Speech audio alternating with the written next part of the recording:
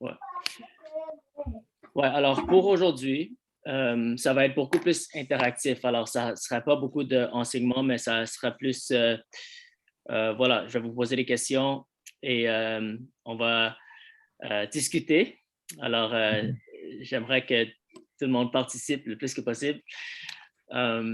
Mais premièrement, que j'aimerais vous demander, chacun de vous, c'est quelle est une chose qui vous a marqué dans la formation? Alors, une chose en particulier qui vous a marqué dans la formation de 8 semaines qu'on vient juste de finir. Alors, je vais commencer avec la sœur Wania. Moi, en fait, c'est parce que je suis au travail. Ah, OK. Alors, vous C'est pouvez pas encore pas... le monde. Là, je peux pas trop parler, sinon, même pas chicaner. Ah, OK, il n'y a pas de Je vais problème. l'écouter. Tu peux mettre dans le chat, Wania. Tu peux écrire dans le chat. D'accord.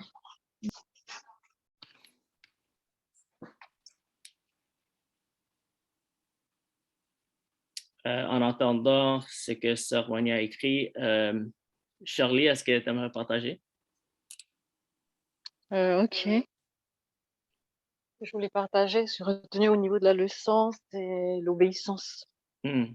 par rapport à la vision, parce que la vision que Dieu m'a mis à cœur, c'est sa vision au Seigneur, et l'obéissance, c'est en tout temps, en fait. C'est Amen. gagner les âmes, l'obéissance, c'est toutes les leçons qu'on a pu voir, Hmm. c'est vraiment le mettre en application. Amen. On Amen. cherche, moi, c'est ce que j'ai retenu en tout cas, que Dieu, son amour, son langage, en tout cas, le langage d'amour de Dieu, c'est l'obéissance. Si on aime Dieu, ben, on va gagner des âmes. On va appliquer les 3 en 1-1, c'est-à-dire 1 heure de parmi les perdus, 1 heure de passer en la présence de Jésus, 1 heure Hmm. de prière collective, quoi. En Amen. tout cas, nos agendas sont soumis à Dieu. Et je pense que le Seigneur fait après le reste. Voilà, Amen. je peux partager. Amen. Amen. Amen. Très bien. Et ça, c'est une des fondations de la vision et de ce que la parole de Dieu nous dit, c'est d'être les faiseurs de la parole, pas seulement des auditeurs. Alors, c'est important qu'on met la parole de Dieu en pratique et met les formations. Même cette formation-là n'est pas basée sur juste les enseignements, mais c'est basé vraiment sur l'obéissance. Parce que si on n'obéit pas la parole de Dieu, tout ce qu'on fait, ça ne sert à rien. Alors, merci Shirley de partager cela, c'est important. Et c'est pour ça que aussi on a les engagements dans la semaine. Dans la formation, oui, mais aussi dans les groupes découvertes. Quand on commence les groupes avec les non-croyants, dès le début, on met le ADN de l'obéissance avec les questions qui demandent comment vas-tu mettre la parole en pratique et avec qui vas-tu partager la parole. Alors, très bien, c'est très important à se rappeler de ça. Sœur Dani, est-ce que tu aimerais partager? Oui. Alors, l'une des choses qui m'a marquée dans la formation, c'est de voir à quel point, lorsqu'on regarde les personnes de paix, à quel point, en fait, dans cette vision, ben, on retourne à la base, que ça a toujours été fait, en fait, dans la Bible et il n'y a rien de nouveau sous le soleil, en fait. Ouais, c'est ce qui m'a marqué. Amen. Amen, amen, amen. Ouais, cette stratégie de trouver des personnes de paix, pour moi, ça a vraiment transformé ma façon de voir l'évangélisation. Et moi, j'évangélisais pour plus de 10 ans. Et j'avais jamais réellement compris cette stratégie de personnes de paix. Mais quand on examine la parole de Dieu, on voit que c'était la stratégie le plus commune dans la Bible. Et un statistique qui m'a beaucoup marqué, c'est dans les Actes des Apôtres. Les seuls saluts individuels, il y en avait juste 3 saluts individuels parmi 30 ou 33, si je ne me trompe pas. Alors, 90% des saluts qu'on voit dans les Actes des Apôtres, c'est des saluts, c'était des âmes sauvées en groupe, que ce soit des familles ou des foules. Alors, et si on examine les mouvements mondialement, c'est la stratégie numéro 1 pour gagner des familles et multiplier et gagner toute une ville pour Jésus. Alors, ça, c'est vraiment, vraiment important de comprendre l'aspect de gagner une personne de paix. Et aussi, c'est un des sujets de prière le plus important qu'on doit toujours prier pour les personnes de paix. Parce que c'est Dieu qui fait que les gens deviennent des personnes de paix, c'est pas nous. Et alors, on doit prier que Dieu prépare des personnes de paix et nous, on a juste la responsabilité de rencontrer ces personnes-là que Dieu est déjà en train de préparer en avance. Amen. Sœur Wanya, je pense qu'elle a dit, c'est que j'allais dire l'obéissance à la parole. Amen. Amen, c'est ça, très bien. Gloire à Dieu. Frère Alain, est-ce que tu aimerais partager ce que tu as retenu de la formation?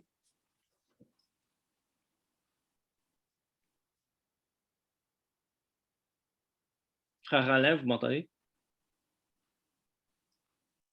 Vous êtes sur muet. Je n'avais pas entendu qu'il s'agissait de moi, en fait, comme je discutais avec quelqu'un. Ah, OK. Bon, mais bon, moi, à part tout ce qui a été déjà dit, j'ai bien aimé, en fait, tout ce qui concerne le style de vie chez moi, en fait. Voilà, on voit, en fait, qu'au quotidien, ça doit être vraiment un style de vie, en fait. Toujours faire des actions et puis toujours glorifier Dieu. On ne le fait pas toujours, malheureusement. Et c'est quelque chose de très bien. Moi, ça m'a vraiment plu, en fait. Et on remarque, en fait, qu'à n'importe quel moment, on peut le faire parce que après, justement, avoir fait cette leçon, le lendemain, quand je marchais sur la route, je me dis, ben, il y a tellement de personnes vers qui on peut se retourner pour poser des actes, en fait. C'est comme si, en fait, les yeux étaient ouverts. Ben, mince, pourtant, je passe tous les jours là, mais je ne vois pas ces personnes. Alors qu'elles sont là, en fait. Elles sont vraiment là au quotidien. Amen. Amen, amen. Ouais, ça, c'est un de mes leçons préférées aussi. Et je pense que c'est la leçon préférée de Danny aussi. C'est celui de le style de vie schéma. Parce que c'est ça la vie chrétienne, c'est d'aimer Dieu et aimer notre prochain. Et quand on marche dans l'amour, ça nous permet aussi à gagner les âmes, non seulement avec les paroles, mais avec action. Mais c'est aussi important de partager l'Évangile en même temps et pas seulement les actions. Parce que souvent, c'est seulement un ou l'autre, mais cette formation nous enseigne que oui, on doit avoir des actions schéma, mais on doit aussi avoir des déclarations schéma. Alors, on ne doit pas avoir un sans l'autre. Et ça c'est la méthode la plus effective pour trouver des personnes de paix, gagner les âmes. Et quand on marche comme ça, comme un style de vie, souvent, c'est les personnes de paix qui nous trouvent. C'est pas nous qui on va aller forcer pour chercher les gens. Si on marche dans ce style de vie de schéma, naturellement, les gens seront attirés à nous et les personnes de paix vont s'attirer à nous. Gloire à Dieu. Merci pour le partage, frère Alain. Hepzibah, est-ce que tu veux partager un peu?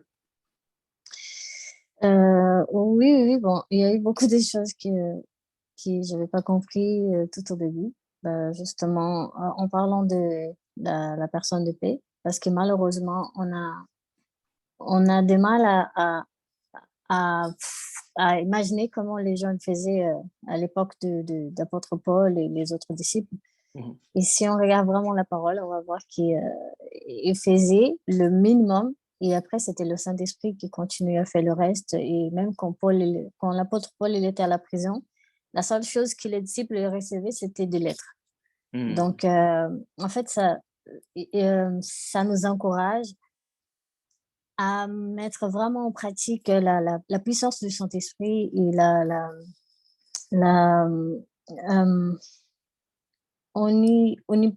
omnipotence du Saint-Esprit. Je ne sais pas si c'est comme ça se dit en français. Donc, j'ai beaucoup appris, surtout quand vous avez parlé du bateau. Ça, c'était quelque chose qui m'a beaucoup touchée. Parce que c'est vrai, la seule chose qu'on doit faire, c'est de lever bon, je ne sais pas comment ça s'appelle, le voile. Oui. Le voile. Et c'est le Saint-Esprit qui fait le reste, en fait. C'est vrai qu'il n'y en a pas beaucoup de choses à faire. C'est simplement ouvrir la bouche, proclamer la parole, parce que c'est vrai qu'on sort des fois avec un cœur de l'amour, mais il faut proclamer. Donc, c'était important de laisser clair ça. Et bon, il y a eu beaucoup de choses qui m'ont touchée, surtout le cycle du cœur de Dieu. Ça facilite aussi la compréhension, les procédures qu'on doit suivre. Et quand je vais parler de 2 Timothée 2:2, ça nous permet aussi de comprendre la vision, de transmettre ce qu'on a entendu et avoir l'assurance que c'est Dieu qui nous amène. Comme Jésus il a dit que je ne perds pas ce que tu m'as confié. Donc, en sachant que c'est Dieu qui nous amène les âmes, c'est Dieu qui fait toutes choses. La seule chose qu'on doit faire, c'est passer du temps avec lui dans les 1-1-1 en pratiquant ce qu'il nous demande de faire, étudiant sa parole. Et bon, et le reste, c'est le Saint-Esprit qui fait. Amen. Amen, amen. Wow, tu as beaucoup retenu de la formation. Oui. Tu es déjà prêt à former les autres. Gloire à Dieu. Amen. I am here. Et ouais, c'est vraiment important de comprendre que c'est le Saint-Esprit qui fait le travail. C'est lui qui souffle le vent. Et ça enlève la pression sur nous parce qu'on sait que c'est Dieu qui amène le réveil, mais nous aussi, on doit faire notre part. Et ça montre aussi l'importance de la prière extraordinaire parce que si Dieu n'est pas dedans, ça ne va pas se faire. Alors, amen. Gloire à Dieu. Merci pour le partage, Atiba. Francis, est-ce que vous voulez partager un peu? Effectivement, moi, j'abonde aussi dans le même sens. En fait, ce que j'ai constaté le plus, c'était que l'amour domine tout, en fait. Parce que sans amour, on ne peut rien faire. C'est avec l'amour qu'on peut construire, c'est avec l'amour qu'on peut gagner les âmes, et c'est avec l'amour qu'on peut avancer surtout dans l'œuvre avec le Saint-Esprit. Et j'avais au début constaté beaucoup de choses dans ma vie, mais à travers ce cours, mon esprit a été plus ouvert parce que à l'époque, j'évangélisais dans la timidité. J'avais tout le temps peur d'aborder les gens face à face et de leur parler. Et un jour, je me suis arrêté, je me suis dit, écoute, fais ce que le Seigneur te demande de faire. Mais j'ai constaté que ce que je pensais être un blocage, ce sont les personnes de contact qui venaient vers moi pour me dire, mais ta vie nous fait du bien en fait. Ça nous inspire qui tu suis. On veut aller où tu vas. Donc, c'est dans ce cours en fait que j'ai compris que ce n'était pas en vain tout ce que je faisais au départ. Donc, ça, c'est une première chose déjà. Et puis, le plus important en fait, c'est surtout l'amour des âmes. C'est surtout l'amour des âmes. Parce que si on n'aime pas, on ne peut pas aller vers. Et voir des gens ambulants comme des cadavres ambulants, tu te dis, mais si demain ces personnes-là quittent ce monde, le Seigneur va te réclamer leur âme parce que tu ne leur as pas parlé. Donc, l'amour déjà, c'est ce qui doit grandir dans notre cœur. Et moi, c'est ma prière la plus ardente. À chaque fois que je sors de ma maison, je me dis, Seigneur, même sur le lit, même en clinique, je parlais du Seigneur au médecin. Il était choqué, il m'a dit, mais on te parle de quelque chose de sérieux, tu nous parles du Seigneur. Je lui ai dit, je crois en celui qui m'a envoyé ici et je sais que je vais ressortir. Donc ça, c'est un témoignage que je vais vous rendre après. Mais pour l'instant, je pourrais dire la chose la plus importante pour moi, c'est d'abord avoir l'amour des âmes, être rempli du Saint-Esprit et obéir à l'appel. Ça m'a vraiment marqué. C'est-à-dire, quel que soit notre tempérament, le Seigneur n'a pas à gérer tout ça. Il nous demande simplement d'y aller. C'est lui qui fait le travail. Amen, amen, amen. Voilà. Gloire à Dieu. Merci beaucoup pour le partage, Frère Francis. Vraiment, gloire à Dieu. Amen. Bon, là, ce que je vais faire, je vais vous poser une question basée sur les 7 éléments essentiels. Et ça serait ouvert à n'importe qui pour répondre à la question. Et la question, ça va être tout simplement pourquoi, pour voir un mouvement de multiplication de disciples, pourquoi est-ce qu'on doit focuser sur la parole? Ça, c'est la première question.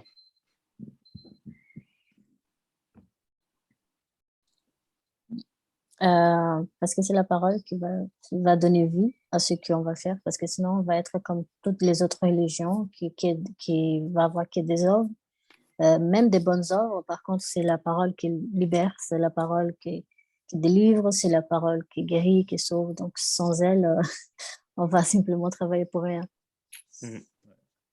Amen. Amen. Est-ce qu'il y a quelqu'un d'autre qui aimerait partager? Oui, je voudrais ajouter, parce que la parole, dans la parole est contenue la volonté de Dieu.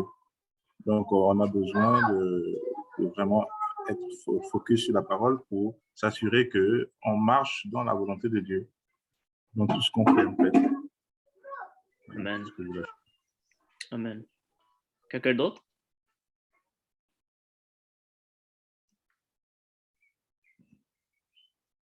On m'entend? Oui. Voilà. Moi, je pourrais aussi dire la même chose. Pourquoi la parole? Parce que on ne peut rien faire sans ça. La Bible dit au commencement était la parole, et la parole était avec Dieu, et la parole était Dieu lui-même. Donc, pourquoi commencer sur les paroles des philosophes? Ils sont passagers. Alors, on doit se baser sur cette parole qui est éternelle, qui est lui-même le créateur, qui est lui-même tout pour nous. Et c'est lui qui nous inspire. Donc, ce sont ces paroles qui sont convaincantes, ce sont ces paroles, comme l'a dit notre sœur, qui apportent la guérison, qui apportent la tranquillité, la paix. La parole ou rien, en fait. Amen. Amen. Tout va passer, sauf la parole. C'est ça, justement. Amen. Amen, amen. Est-ce que quelqu'un d'autre aimerait partager sur pourquoi doit-on focuser sur la parole dans les mouvements de multiplication des disciples?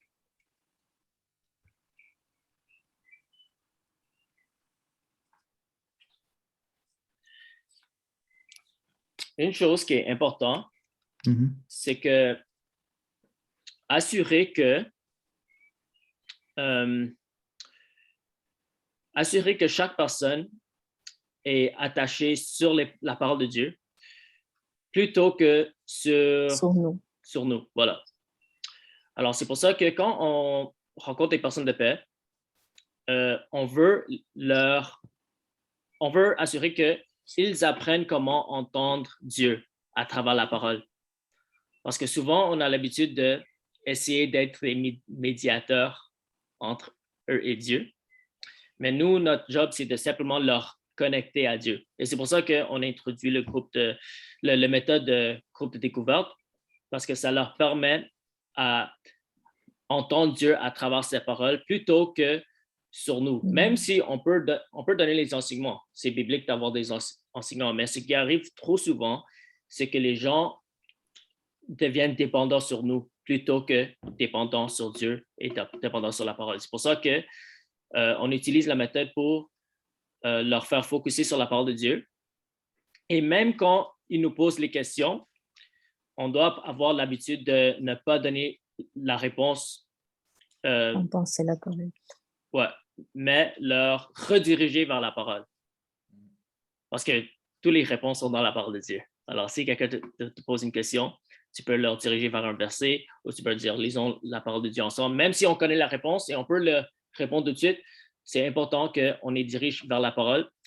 Et aussi, on doit enseigner les personnes de paix, de toujours poser la question, où est-ce que tu vois ça dans la parole de Dieu? Parce que souvent, quand on commence des groupes avec les non-croyants, ils vont commencer à dire des choses qui ne sont pas dans la parole. Alors, c'est important d'enseigner les gens, de toujours poser cette question, où est-ce que tu vois ça dans la parole de Dieu? Souvent, dans ce qu'on voit aujourd'hui dans les églises, il y a beaucoup de grandes personnalités. On peut dire qu'il y a comme des superstars, genre. Mais ce qu'on voit dans les mouvements, c'est que le seul superstar, c'est Jésus et c'est la parole de Dieu. Et souvent, même les personnes dans les mouvements, on ne connaît pas leur nom. On ne connaît pas leur nom, mais l'impact qu'ils ont fait, ils amènent des grands réveils. On entend souvent parler des grands réveils en Chine, par exemple. Mais est-ce qu'un de nous peut nommer une seule personne qui a commencé ce mouvement?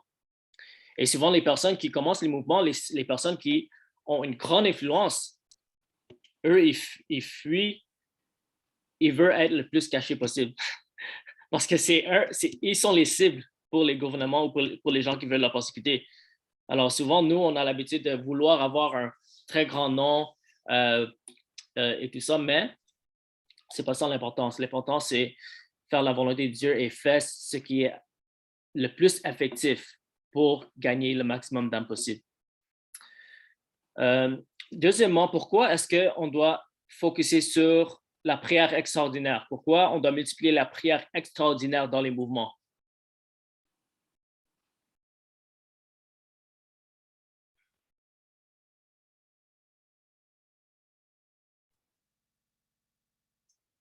Parce que c'est important d'avoir une communication, une relation avec Dieu pour pouvoir entendre sa voix et pour avoir toutes les instructions, les directives, parce que c'est son œuvre à lui, c'est son royaume à lui.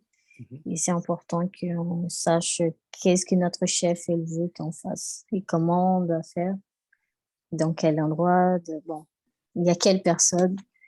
Et pour reconnaître sa voix, il faut passer du temps avec lui. Il faut connaître notre maître. Amen.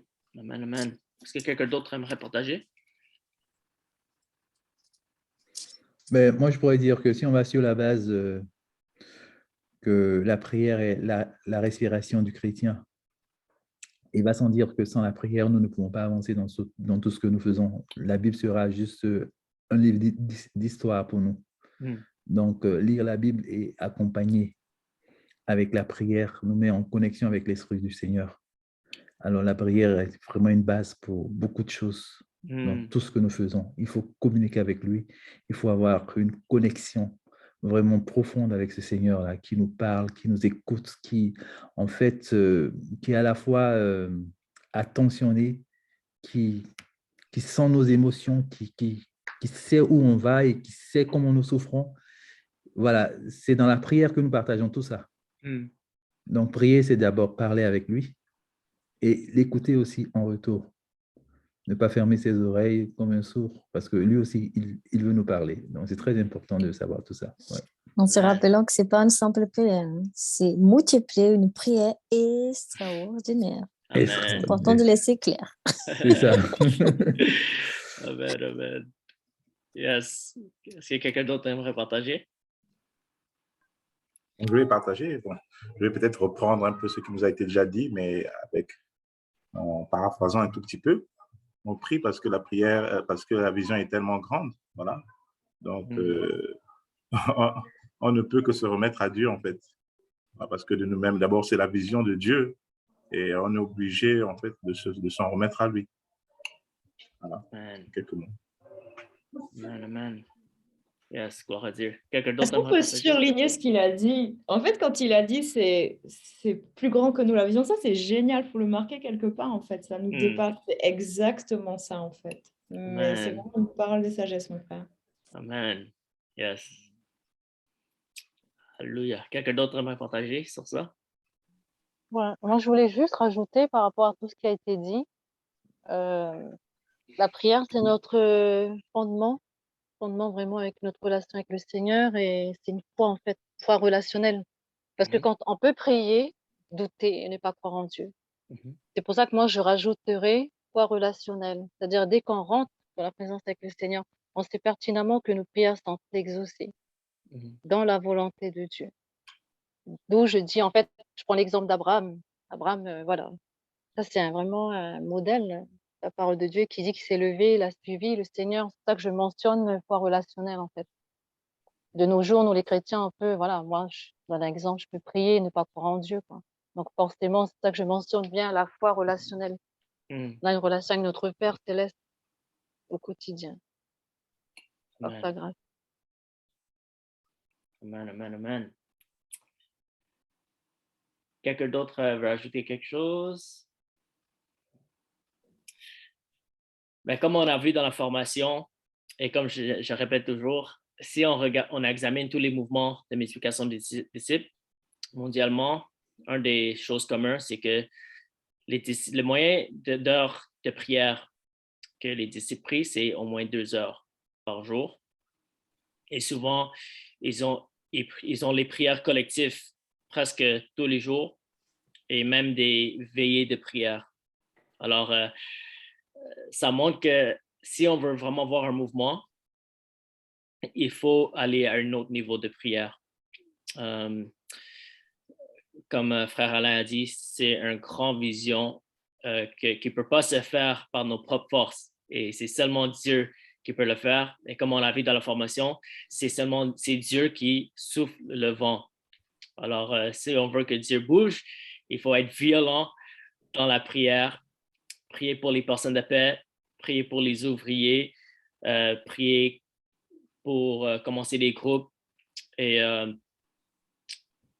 c'est ça, c'est vraiment, vraiment essentiel d'établir une vie de prière extraordinaire. Et aussi prier ensemble. C'est pour ça que on a les réunions aussi de prière dans la semaine.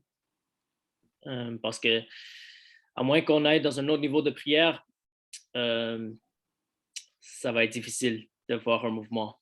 Alors, c'est ça. Il faut prier sans cesse, comme la Bible nous dit. La troisième, c'est quoi le troisième élément encore? Le troisième élément, c'est entraîner les croyants, c'est ça? Partager la vision. Partager la vision, désolé. Partager la vision. Dani est vraiment déçue, elle fait comme ça. Ça fait honte. Ouais, partager la vision. C'était un test, je sais. Je veux dire. C'était pour nous tester. C'est ça, exactement. Partager la vision, oui. Pourquoi est-ce que c'est important de partager la vision?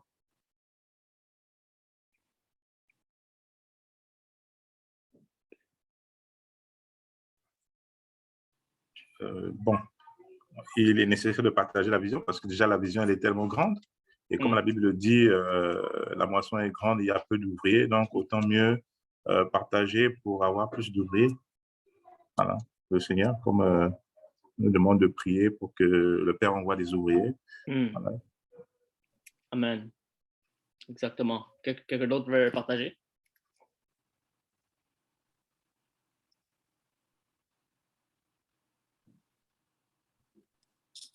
Je crois que c'est parce que c'est énorme. C'est connecté avec fait des disciples. Donc, d'une façon ou d'autre, quand on partage la mission, à la vision, cette personne, elle devient un disciple de cette vision. Bon, notre disciple, on va dire. Même si c'est des croyants ou pas croyants, c'est une personne qui peut faire la différence où il va être, où Dieu va le mettre. Parce qu'en gros, il y a des gens que je ne veux pas pouvoir toucher. Mais mon voisin, il peut toucher. Il peut avoir facilité d'avoir des gens qui sont riches. Et moi, dans mon cercle, je ne veux pas pouvoir leur toucher. Donc, voilà. Je ne sais pas si j'étais claire. Hein. Oui, on t'a compris, C'est bon. Oui. Amen, amen, amen. Quelqu'un d'autre aimerait partager?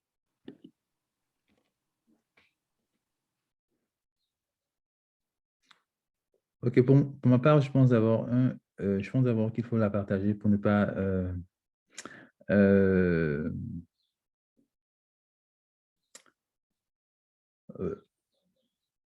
que la vision s'émeure. Ça, c'est très important.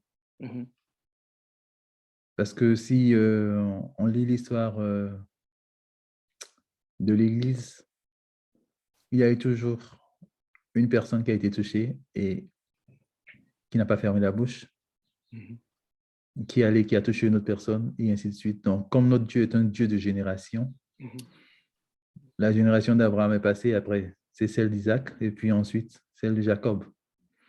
Donc, de génération en génération, il faudrait que le flambeau soit en fait, le flambeau passe dans une autre main.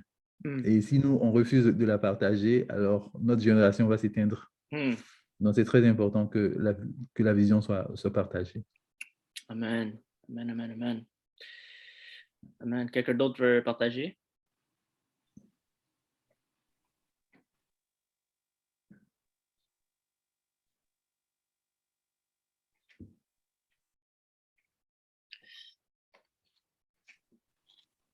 Mais comme Frère Alain a dit, c'est une grande vision. Et la vision de Dieu, c'est de gagner toutes les nations et que personne ne périsse. Et quand Dieu nous donne une vision, aussi on prend l'exemple des catalyseurs de mouvement, les gens qui ont été utilisés pour gagner toutes les villes des pays pour Jésus. Ils ont toujours commencé avec une vision. Et c'est une vision qui ne peut pas se faire seule. On ne peut pas implanter des mille et des mille églises individuellement. Ça peut seulement se faire s'il y a un grand nombre de personnes qui vont mettre les principes en pratique et commencer à implanter des églises. Et c'est un réveil qui doit se passer à travers le corps de Christ et à travers chaque disciple. Si chaque disciple travaille pour mettre ces choses en pratique, pour former les disciples, implanter des églises, c'est comme ça qu'on peut voir le réveil. Ça ne peut pas se faire avec la stratégie de le one-man show, avec la stratégie de certains hommes de Dieu qui font seulement des évangélisations seuls. Ce n'est pas une méthode qui peut amener un mouvement. Alors, c'est pour ça qu'on doit partager cette vision avec le maximum de croyants possible pour que chaque personne commence à travailler pour accomplir la vision que Dieu nous a donnée et pour gagner le maximum de temps possible, former les disciples, commencer les groupes, implanter les églises et multiplier partout dans la ville. Alors, je dirais que c'est aussi important de partager la vision que d'évangéliser, que de gagner les hommes. Parce que oui, tu peux gagner une âme et c'est bien. Mais imagine, tu partages la vision à quelqu'un qui devient un Paul. Tu vois? C'est pour ça que nous, dans les mouvements, plutôt que vouloir être un Paul, on veut être plus le Barnabas. On veut chercher les Pauls. Parce que c'est ça qui va être plus effectif pour gagner le maximum de temps possible. Pas vouloir être la personne la personne que tout le monde est dépendant sur eux, mais de former les gens pour être efficaces et former les gens qui vont être même plus efficaces que nous. Un bon enseignant ou un bon formateur, c'est quelqu'un qui peut équiper leurs disciples d'être plus grands que lui-même. Tu vois, parce que souvent les gens veulent tellement être plus comme spirituels que les autres et garder les gens comme sous leur autorité. Et ce que ça fait, ça freine les gens à marcher dans leur potentiel et d'être utilisés par Dieu. Ouais, voilà. On voit souvent ça dans les églises, malheureusement. Les gens qui disent que tu n'es pas prêt, alors tu vas rester assis dans le ministère sans rien faire. Et 20 ans passent et leur destinée est tuée. Alors, il faut changer cette mentalité et comprendre que chaque personne a l'appel d'être utilisé puissamment par Dieu pour amener le réveil. Je vais poser la dernière question pour aujourd'hui. C'est, on a un peu parlé de ça, mais la prochaine élément, c'est former les croyants ou entraîner les croyants. Pourquoi on doit entraîner les croyants?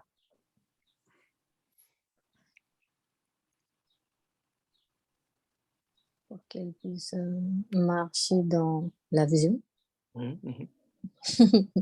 Parce que dans tout ce qu'on doit faire, il faut avoir un entraînement pour que le muscle, on va dire, puisse être bien prêt à recevoir ce qui va venir. Et pour que la personne puisse continuer dans la même vision, c'est important qu'elle sache quelle est la base de la vision, quelle est la racine. Amen. Amen, amen. Quelqu'un d'autre?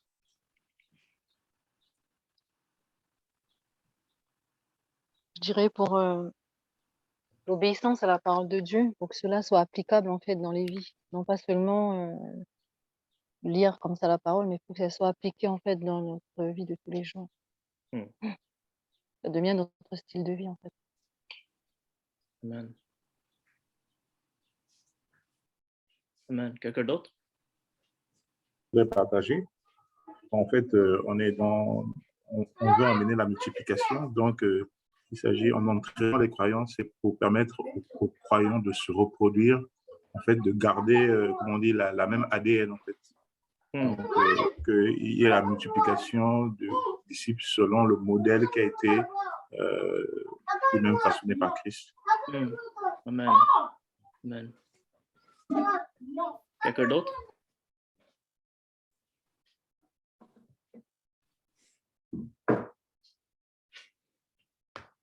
Ben, moi, je pourrais dire, c'est le même modèle. Hein. D'abord, on dit tout training est fait pour pouvoir se multiplier en des personnes, en d'autres personnes.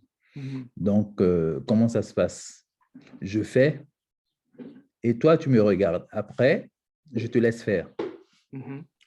Donc, ainsi, quand tu finis, on te dit, ben, maintenant, tu as compris. Et ainsi de suite, ça se multiplie et beaucoup de personnes finissent par être dans le même bain. Donc, voilà, si on ne se multiplie pas, c'est qu'il y a un problème. C'est qu'on est mort. Alors que tout chrétien est amené à porter du fruit. Et le fruit, ce n'est pas seulement l'amour, la paix, la joie, mais autour de toi, il faut que tu te multiplies. Il faut que tu sois plus que 12, plus que 20, plus que 30, plus que 50. Amen. On dira, waouh, tu as fait du bon travail. Donc, voilà pourquoi on doit faire le training. Yes. Amen. Amen. Amen. Quelqu'un d'autre veut partager sur ça?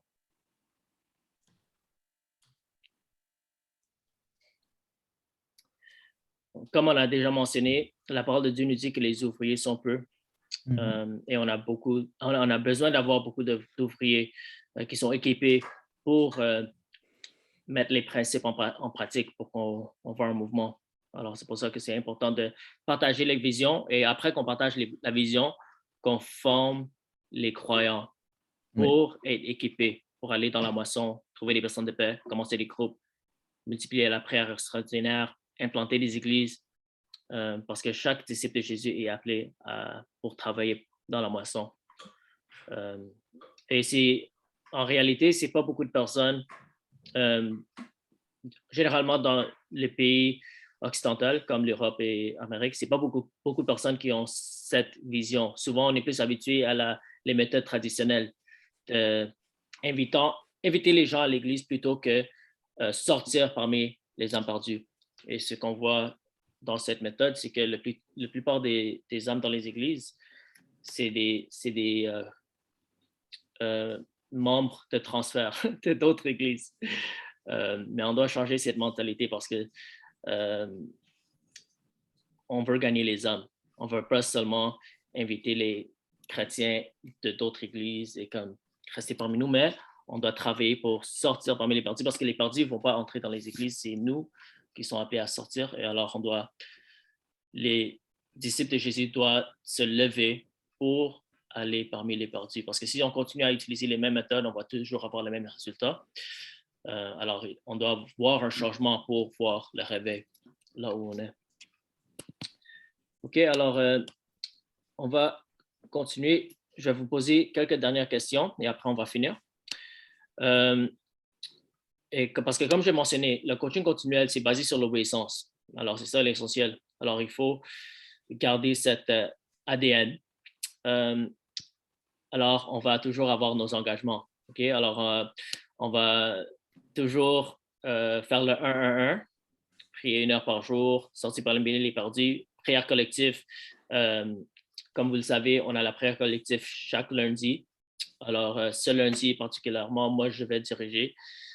Alors, si vous êtes disponible lundi, on peut prier ensemble. C'est ça. Alors, les questions d'engagement. J'ai des questions d'engagement pour vous. Quelle est votre prochaine étape pour cette semaine? Quelle est votre prochaine étape pour cette semaine? Alors, par rapport à la formation ou par rapport à ce qu'on a discuté aujourd'hui, quelle est une action d'obéissance que vous pouvez mettre en pratique cette semaine avant qu'on se revoie dans la prochaine fois? Je vais commencer avec ma sœur Wanya, je sais que tu ne peux pas parler, mais si tu peux juste l'écrire dans le groupe. Sinon, Charlie, est-ce que tu veux partager, ce serait quoi ton prochaine étape?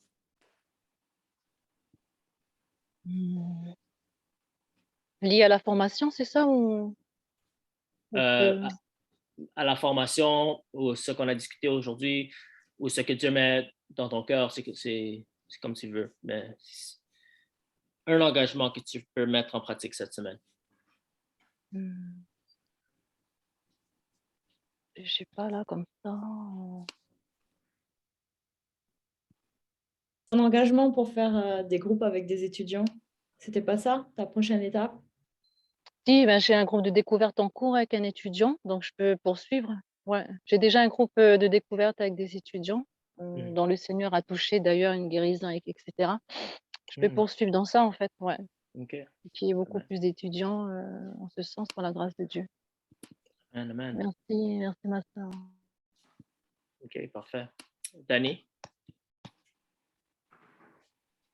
Ma prochaine étape, c'est de recommencer à me fixer sur le partage de la vision, puisque comme j'ai bien recommencé sur les groupes de découverte, du coup, j'ai un petit peu laissé le partage de vision de côté et maintenant réussir à équilibrer les deux, en fait. Amen.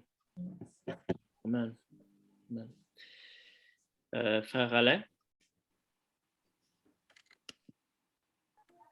En ce qui me concerne, c'est commencer des groupes de découverte.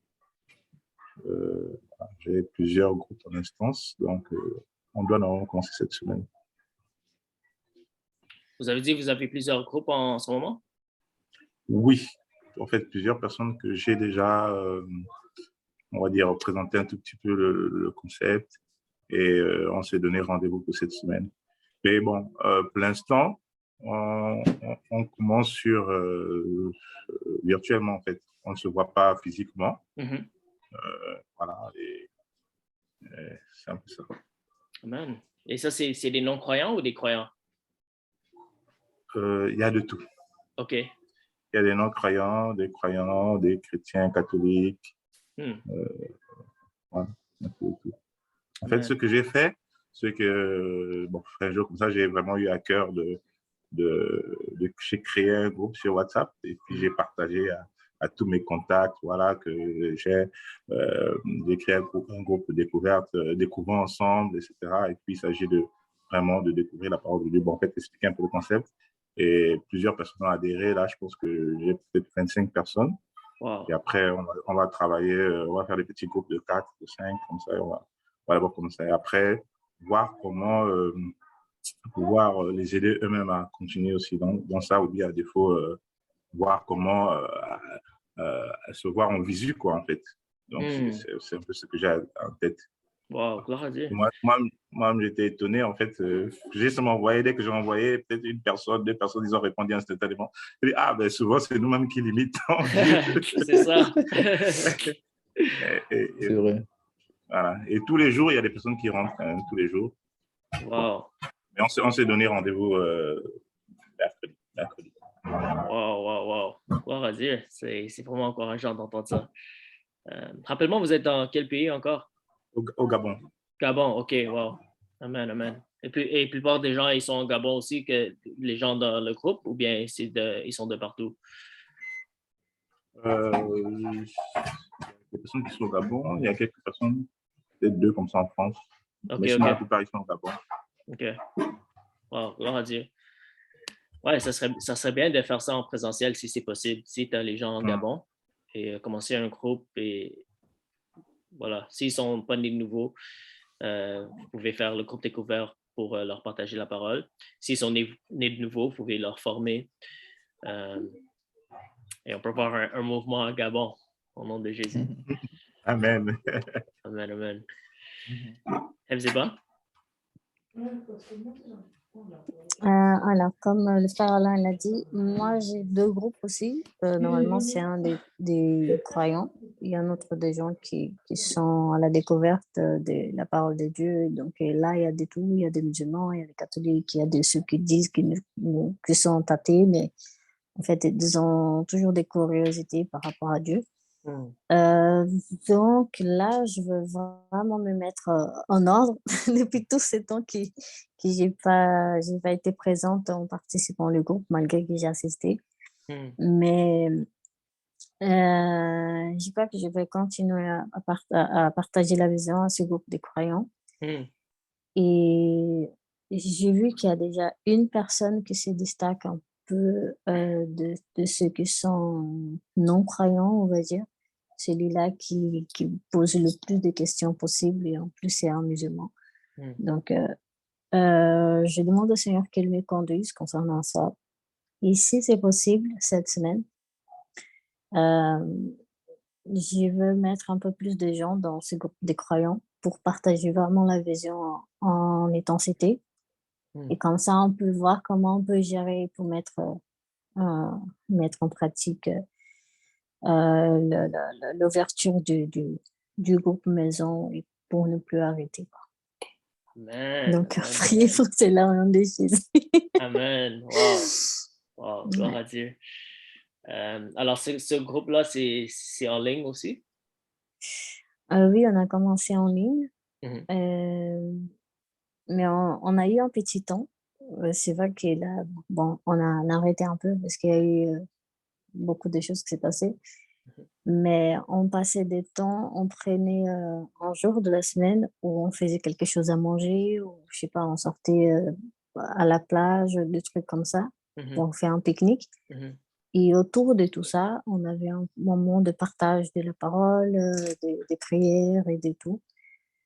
Donc là, on va voir comment ça va se passer parce qu'il y a quelques-uns qui sont partis en voyage, d'autres qui sont en train de... Bon, on va voir comment on peut mettre les deux ensemble ou si on va continuer avec les deux séparés. Et sinon, on continue en ligne. On continue en ligne selon la limitation de chacun. Bah, que Dieu me donne les instructions parce que c'est vrai que c'est pas évident. Donc, c'est que lui qui peut nous aider. Amen, amen, amen. Gloire à Dieu. Mais ça va sortir. Yes. Wow, gloire à Dieu. Merci pour le partage.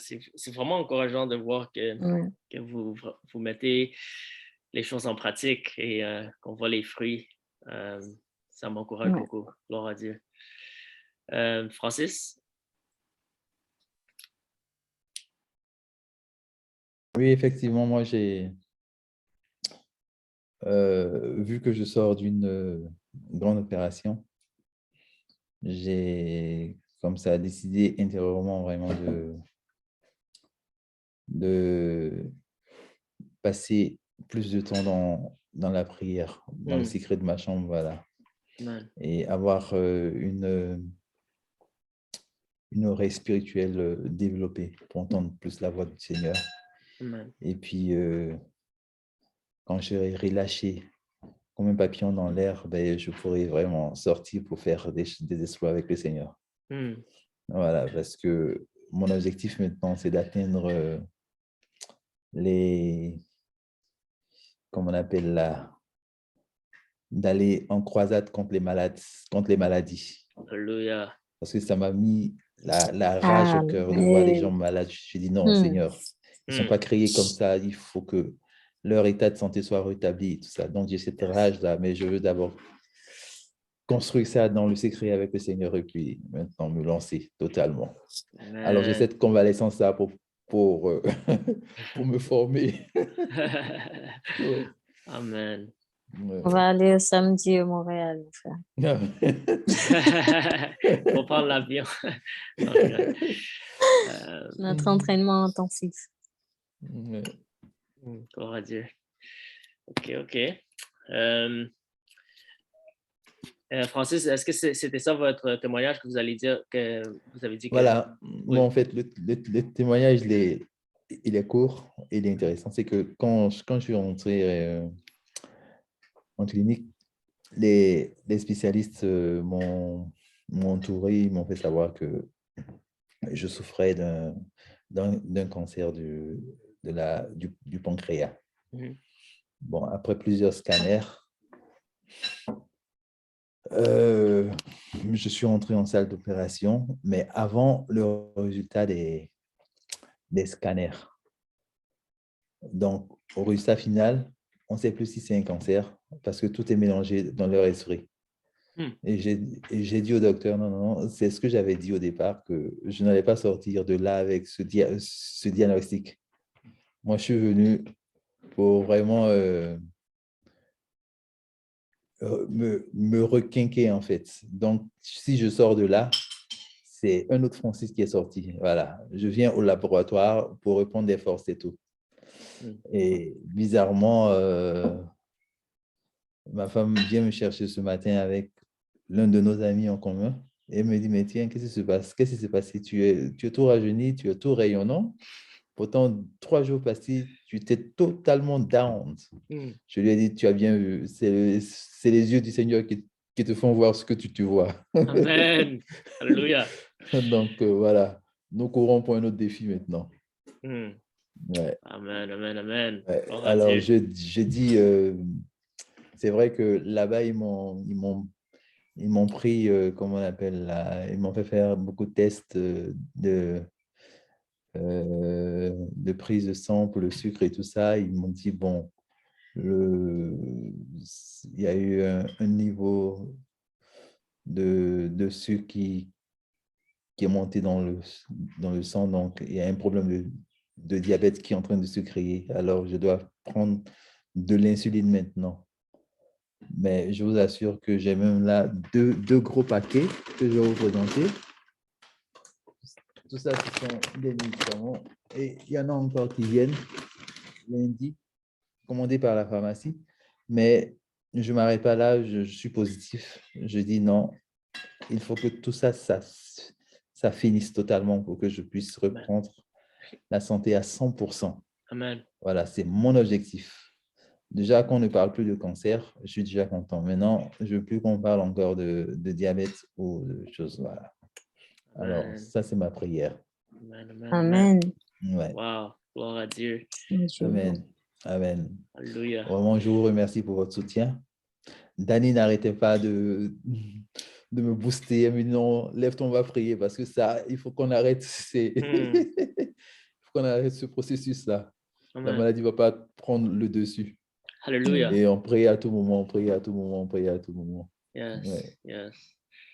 On va tous prier maintenant pour notre frère Francis. On va Amen. déclarer la guérison totale. On va chasser tous les symptômes de diabète. Alléluia. On déclare que Francis est totalement guéri déjà. Au nom de Alors, Jésus.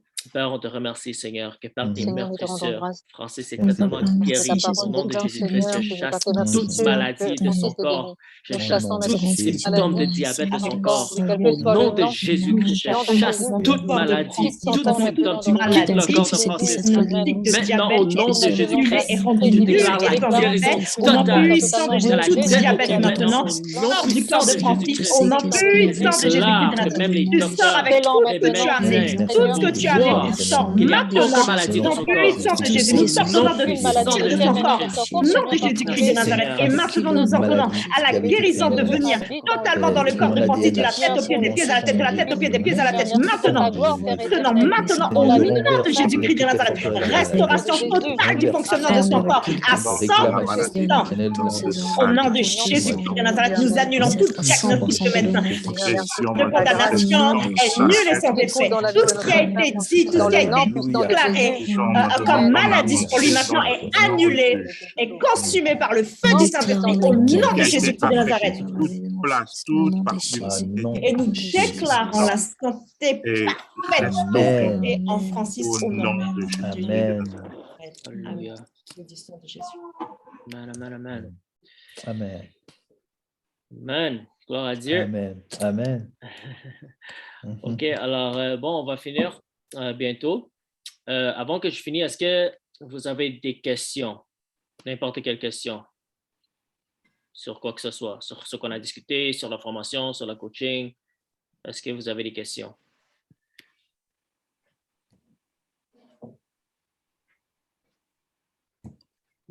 Normalement, si on commence un groupe, après pour les coachings continuels, ben, on leur met là ou on va créer notre groupe de coaching continu. Est-ce que vous parlez d'une formation ou un groupe découverte avec les non-croyants? Est-ce qu'il y a une différence? Non, la formation. OK, alors vous avez des gens que tu formes en ce moment, c'est ça? Non, en disant que je transmets la vision et cette personne, Mhm, elle reçoit la vision, donc elle veut commencer un groupe de découverte. mhm, Donc, bon, je dois leur former. ouais, Aussi, bon, là, j'essaie de comprendre tout. ouais, Mais les groupes découvertes, euh, c'est différent que la formation, c'est ça? ouais. Mm. Alors, la formation, c'est ce que nous, on a fait, les 8 semaines de formation. Mhm, mhm, Et c'est pour les croyants qui sont déjà nés de nouveau. mhm, Euh, un groupe découverte, c'est plus pour les personnes qui ne sont pas encore nées de nouveau ou des personnes qui sont vraiment bébés dans la foi. Les groupes découverte, ça permet les gens à s'approcher de Dieu à travers la parole et à travers l'esprit pour que, ultimement, ils donnent leur vie à Jésus. Et si les gens dans le groupe sont nés de nouveau, là, on commence une église mhm. chez eux, par exemple, ou n'importe où. Alors, une implantation d'église, c'est pas la même que la formation qu'on est en train de faire. Donc, c'est que dans la formation qu'il y a le coaching continuel, c'est ça? Voilà, c'est ça. Ah, ok. Alors, ouais. Alors, le coaching continuel, c'est vraiment plus pour les croyants. Ok. Mais après, il n'y a pas de règles strictes, tu vois. C'est comme guidé par l'esprit. Si tu sens qu'il y a quelqu'un qui, ça les bénéficierait d'être dans ce groupe, si la personne, tu l'as formée dans les 8 semaines, il peut entrer dans ce groupe. Mhm. Mais la meilleure option, c'est que toi, tu formes la personne et que toi, tu commences ton propre groupe de coaching. Et comme ça D'accord. se multiplie, ouais. Ok, bon, en pensant que si je prends une personne, si la personne est là, c'est la personne de paix, si elle a la disponibilité de commencer quelque chose chez elle et continuer, c'est pour savoir si après je peux créer un groupe pour que je puisse être en train de suivre leur responsable, malgré que c'est elle qui va être responsable de ce groupe Oui, découvert. oui, bien sûr. Et aussi, il faut se rappeler que la personne de paix, il faut toujours être attaché avec la personne de paix. On ne laisse pas la personne de paix. Il faut aussi investir avec cette personne et équiper cette personne pour gagner leur famille. Après, il faut faire attention de ne pas être trop dans la famille de la personne parce que sinon, les gens vont être dépendants sur toi. Ouais.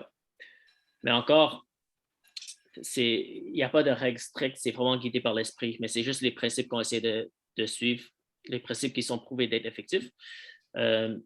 Mais parfois, il y a des situations où, comme la personne de paix, elle n'est pas prête, ou comme, pas qu'elle n'est pas prête, mais comme elle n'a pas le désir, par exemple. Là, dans ce cas, on peut aller dans la famille et diriger le groupe. Mais c'est important de trouver quelqu'un dans ce groupe qui va l'aider sans que toi, tu sois là. Tu vois? D'accord. OK. Ouais. Généralement, ce que moi je fais quand je trouve une personne de paix, je reste 3 semaines max pour leur montrer un peu comment le faire, mais aussi comme les laisser l'aider le groupe et juste être là pour supporter s'ils ont besoin d'aide. D'accord, mais on va dire que vous m'avez envoyé les leçons pour partager tout ça. Ben, on va dire que si on commence à faire, et si ça finit, il n'y a plus rien qui est dans le cadre dans ce que vous m'avez envoyé. Ben, est-ce que la personne, elle peut être conduite par le Saint-Esprit pour faire, pour gérer, qu'est-ce que ça va être dit? Comment ça se passe après que ça finit? OK. Alors, OK. Parce que je pense que c'est un peu, c'est pas clair la différence un peu. Une formation. Non, c'est pas la formation. OK, ouais. Voilà, c'est pas là. OK. C'est le processus de personne de paix. Le processus, c'est de équiper la personne pour commencer un groupe de découverte. pour que tout le monde dans la famille donne leur vie à Jésus éventuellement. Après, comme par exemple, si tout le monde dans la famille sont prêts à se faire baptiser, il y a une série d'études bibliques sur le baptême. D'accord. Tu vois?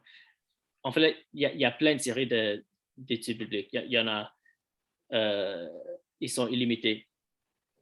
Aussi, on peut créer notre propre série d'études bibliques aussi. Okay. Mais c'est suggéré de commencer avec les séries d'études bibliques qui sont déjà là. Parce que oui, vas-y.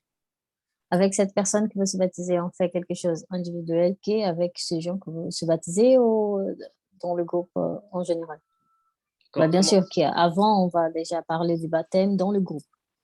Mais si au cas où cette personne a dit oui, je veux me baptiser et tout, on prend des temps avec cette personne spécifique pour parler un peu plus profondément du baptême ou c'est toujours dans le groupe? Ça dépend. Si, par exemple, tout le monde dans le groupe veut se faire baptiser, on peut introduire la série d'études bibliques sur le baptême pour que le groupe, ils font ensemble. Si c'est seulement une personne, là, tu peux parler à la personne un à un. Et généralement, c'est toi qui vas baptiser la personne de paix. Et si les personnes dans le groupe du personne de paix veulent se faire baptiser, tu vas laisser la personne de paix baptiser les personnes dans ce groupe. Pour que je baptise cette personne, il y a des instructions parce que... Les instructions... C'est écrit? Des temps de petites instructions? Ouais. Mais numéro un, il faut comprendre qu'on est tous appelés à baptiser. Si on est appelé à former les disciples, on est appelé à baptiser parce que c'est dans le même passage. Il a dit, forme les disciples dans toutes les nations et baptise-les au nom du Fils, du Père et du Saint-Esprit. Alors, les instructions, après, il n'y a pas de règles strictes sur les instructions, comment faire le baptême. Mais la Bible nous donne deux exemples. On a l'exemple de Jean le Baptiste. Quand les personnes venaient à Jean le Baptiste, ils confessaient leurs péchés. Ils se repentaient de leurs péchés. Et Jean le Baptiste a baptisé les gens par immersion dans l'eau. Alors, ça, c'est le méthode biblique, c'est par immersion. Après, il y a Philippe avec l'Éthiopien. Et il a dit, l'Éthiopien a dit, qu'est-ce qui m'empêche de me faire baptiser? Et Philippe a demandé une question. Il a dit, est-ce que tu crois que Jésus est le Fils de Dieu? Après, il a dit oui. Alors ça, c'était la seule qualification pour qu'il se fasse baptiser. Parce que le baptême, bibliquement, ça vient immédiatement après la repentance. Ouais. Okay. Donc, on n'a pas besoin d'attendre longtemps pour que la personne soit baptisée. Non, c'est pas obligé, mais vous pouvez faire comme ça aussi. Comme par exemple, moi, je suis en train de suivre une sœur qui veut se faire baptiser, mais comme je sens pas que elle comprend réellement c'est quoi le baptême, tu vois, parce que c'est aussi important de comprendre le baptême. Alors, en ce moment-là, je suis en train d'aller à travers les séries les passages sur le baptême avec elle. Et en fait, je viens juste de finir cette série. Et là, elle a dit qu'elle va se faire baptiser le fin de juin. Sinon, aussi, un autre exemple, il y a quelqu'un qui m'a contacté hier. Et je suis allé le rencontrer. Il est venu évangéliser avec moi. Et on l'a expliqué le baptême. Et lui, il veut absolument se faire baptiser. Alors aujourd'hui, on va le baptiser. Alors, aujourd'hui? Oui, aujourd'hui. J'ai un baptême dans... En fait, c'est pour ça que je dois partir dans 10 minutes. Là. Alors voilà, c'est deux situations différentes, tu vois. Alors, c'est pas comme s'il y a les règles strictes. C'est comme, il faut être toujours guidé par l'esprit, mais en gardant toujours les principes bibliques. Okay. Ouais. Est-ce que ça clarifie un peu? Oui, merci beaucoup. OK, c'est bon. D'autres questions? OK. Frère Alain, vous avez levé votre main? Oui, j'ai une question. En fait, c'est dans le groupe de découverte. Est-ce qu'il faut nécessairement n'avoir qu'un seul texte ou bon, un ou deux? Est-ce qu'on peut en avoir plusieurs plusieurs textes qui, on va dire quoi, qui partagent une même idée, en fait? Est-ce qu'on est obligé d'avoir qu'un seul texte? Alors, encore, comme je le répète souvent, il n'y a pas de règles strictes. Voilà, c'est des principes qu'on garde le plus que possible parce qu'on sait que c'est effectif. Mais après, si Dieu te dit de faire autrement, il faut écouter Dieu. Il ne faut pas écouter Pasteur Andrew ou nécessairement exactement comment la formation nous dit. Et chaque situation est différente, chaque contexte est différent. Tu vois, comme si c'est comme des non-croyants, par exemple, ça ne va pas être la même façon qu'on va approcher eux. Ça ne sera pas la même qu'on approche les gens qui sont comme, par exemple, des croyants bébés. Tu vois? Alors, il faut toujours être guidé par l'esprit, mais généralement, avec le non-croyant, on a deux types de séries d'études bibliques. On a celui qui s'appelle Création à Christ. Alors, ça, c'est la série d'études bibliques qui va de Genèse à la croix de Jésus pour leur montrer toute la plénitude de c'est quoi l'Évangile. Et à travers cette étude biblique, beaucoup de personnes donnent leur vie à Jésus quand ils comprennent tout l'Évangile. Après, il y a une autre série d'études bibliques qui s'appelle les 10 histoires d'espoir de Jésus. Et celui-là, c'est tout dans le Nouveau Testament. Alors, je te donne l'exemple. Si moi, je suis dans une famille musulmane, je vais commencer avec Création à Christ. Parce qu'eux, ils croient à l'Ancien Testament, alors je vais commencer à Genèse et on va aller jusqu'à l'Évangile. Tu vois? Si, par exemple, c'est une famille catholique, là, je vais aller plutôt sur les 10 histoires d'espoir de Jésus. Comme ils connaissent qui Jésus déjà, on peut commencer avec Jésus. Comme ça va pas trop leur choquer. Comme les musulmans sont enseignés de rejeter l'Évangile. Alors, c'est pour ça qu'on commence de Genèse. C'est ça. Alors, chaque situation est différente. Alors, il faut être guidé par l'esprit. On a les séries d'études bibliques qui sont là pour nous, pour être utilisées. On peut utiliser ça et moi, je suggère que vous utilisez ça parce qu'ils sont déjà créés. Mais quand vous avez comme beaucoup plus d'expérience, là, vous pouvez amener votre propre série d'études bibliques, par exemple. Mais encore, il faut toujours être guidé par l'esprit et voir, peut-être Dieu va te dire, avec ce groupe-là, il faut aller avec le livre de Jean. Moi, j'ai un ami qui a commencé un groupe de découverte, même avant qu'il connaissait c'était quoi le MMD. Il a commencé avec Jean, le livre de Jean. Il a fait un chapitre par jour. Et dans ce groupe, il y a 2-3 personnes qui se sont fait baptiser. Les gens ont donné leur vie à Jésus. Alors lui, il n'a pas particulièrement suivi comme les instructions de la formation, mais Dieu a utilisé pour amener le même résultat. Est-ce que ça a répondu à la question, Frère Alain? Peut-être j'ai mal compris la question. En fait, il y a un moment, je n'avais pas de son, donc je n'avais pas de son, donc je n'ai pas entendu ce que vous étiez en train de dire au départ. Mais bon, après, je comprends en fait qu'on doit se laisser guider par le Saint-Esprit pour voir comment mener à bien l'étude. Ça me va. Oui, c'est ça. C'est ça. C'est ça l'essentiel, en fait. Il faut être guidé par l'Esprit. Et si Dieu te dit d'utiliser certains passages, va avec l'Esprit. Tu vois? Mais nous, on donne les suggestions de où commencer. Parce que souvent, on ne sait pas où commencer. Et il y a des séries d'études bibliques qui sont faites pour les gens qui ne sont pas encore nés de nouveau, par exemple. Alors, moi, je suggère de commencer avec cela. Et quand on a plus d'expérience, on va aller avec nos propres séries d'études bibliques qu'on peut nous-mêmes faire. Ouais. Est-ce qu'il y a d'autres questions à part ça?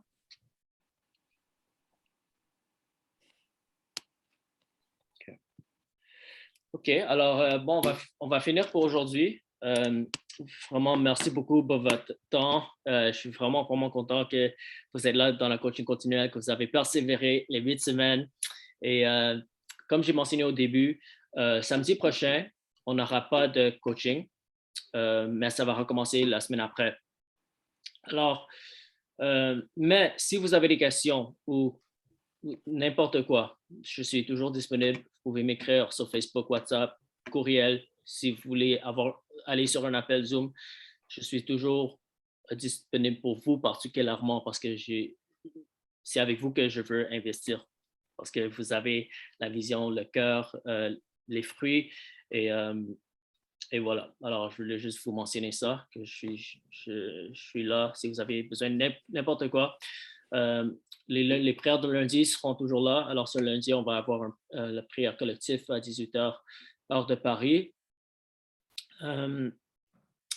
Aussi, dans les leçons, la formation, en fait, il y a 12 leçons, il n'y a pas seulement 8, juste pour vous dire. Alors, il y a leçon 9 à 12, OK? Mais la raison pour laquelle on ne le fait pas tout de suite, c'est parce que c'est important qu'on mette la formation en pratique dans nos vies. Pas seulement écouter, parce que sinon, ça ne sert à rien. Alors, c'est pour ça qu'on donne un peu de temps pour voilà, mettre la parole de Dieu en pratique. Mais éventuellement, on va faire les leçons 9 à 12 aussi. Alors, je ne sais pas quand, mais on va voir. Voilà. Alors, bon, je vais juste prier et continuer. Alors, Père, je te remercie pour cette formation. Je suis vraiment, vraiment content pour Wanya, Shirley, Danny, Alain, Rebziba et Francis. Je prie, Seigneur, que tu nous fortifies et que tu nous unis dans la vision. Aide-nous à mettre ta parole en pratique. Aide-nous à prier sans cesse. Aide-nous à sortir parmi les perdus, commencer les groupes, implanter les églises, Seigneur. On veut voir un grand réveil, Seigneur. On veut être utilisé pour ta gloire, Seigneur. Alors, je prie, Seigneur, pour la protection. J'annule tout plan de l'ennemi et vraiment donne-nous la direction et aide-nous à être sensibles à ton esprit, Seigneur, pour être le plus efficace possible pour ta royaume, Seigneur. Merci encore pour les guérisons. Merci pour tous les groupes. Que ça continue à prospérer, Seigneur. Que ton nom soit glorifié au nom de Jésus. Amen. Amen. Amen, amen, amen. Amen. OK, alors, on se voit, si on ne se voit pas lundi, on se voit lundi d'après ou le samedi d'après. Ouais, voilà. OK, alors merci beaucoup pour votre temps encore. Que Dieu vous bénisse et on garde contact. Amen. Bye bye. Ciao, ciao. Et au revoir.